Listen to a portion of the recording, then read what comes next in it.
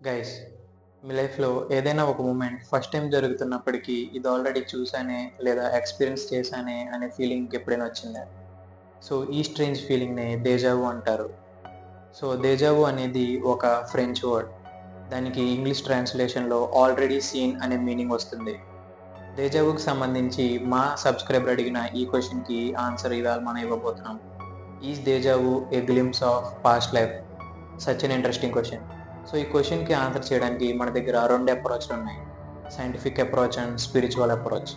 So, scientific approach ఏం చెప్తుందంటే deja vu అనేది ఒక బ్రెయిన్ ప్లే చేసే ట్రిక్. సైంటిస్ట్స్ ఏమంటున్నారంటే డేజా వూ అనేది ఒక బ్రెయిన్ గ్లిచ్.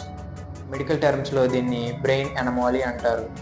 మన బ్రెయిన్ కన్‌ఫ్యూజ్ అయ్యి ప్రెజెంట్ జరుగుతున్న మూమెంట్‌ని ఆల్రెడీ చూసిన మూమెంట్‌లా లేదా ఎక్స్‌పీరియన్స్ చేసిన మూమెంట్‌లా మనకి చూపిస్తుంది.